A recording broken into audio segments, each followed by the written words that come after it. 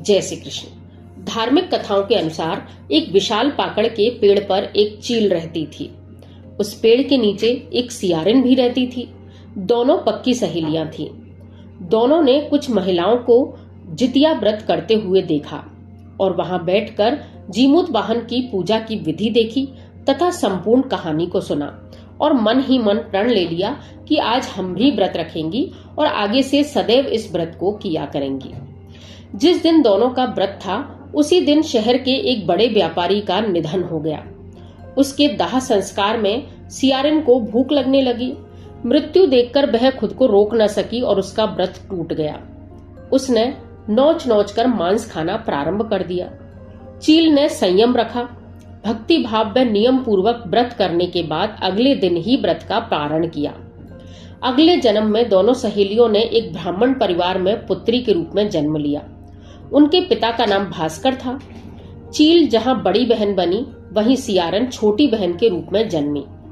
चील का नाम शीलवती हुआ और शीलवती की शादी बुद्धिसेन के साथ हुई, जबकि सियारिन का नाम कपूरावती रखा गया और उसका विवाह उस नगर के राजा मलाकेतु के साथ हुआ।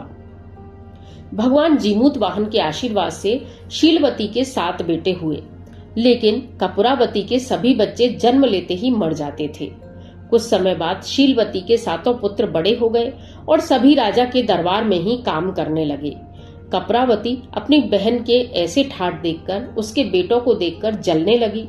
उसने राजा से कहकर सभी बेटों के सिर कटवा दिए और 7 नए बर्तन मंगवाकर उसमें सिर रख दिए और लाल कपड़े से ढककर अपनी बड़ी बहन शीलवती के पास भिजवा दिए। यह देखकर भगवान जीमूत वाहन ने मिट्टी से 7 भाइयों के पुनः सिर बनाए और सभी के सिरों को उसके धड़ से जोड़कर उन पर अमृत छिड़क दिया। उनमें जान आ गई। 7 युवक जिंदा होकर घर पहुंचे। जो कटे सिर रानी ने भेजे थे वह फल बन गए। दूसरी ओर रानी कपूरावती बुद्धिसेन के घर से सूचना पाने को व्याकुल होने लगी। न वहां से रोने की आवाज आ रही है, न ही कोई दुखी है। जब कुछ सूचना नहीं आई तो वह स्वयं बड़ी बहन के घर देखने गई कि वहां क्या हो रहा है।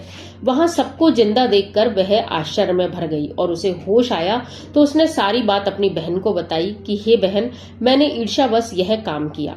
उसने अपने किए हुए पर पछतावा भी दिखाया। भगवान जीमूत वाहन की कृपा से शीलवती को पिछले जन्म की बातें याद आ गईं।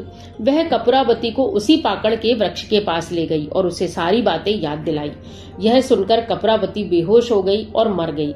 जब राजा को इसकी खबर मिली तो उन्होंने उसी जगह पर जाकर पाकड़ के पेड़ के नीचे ही कपूरावती का दाह संस्कार किया।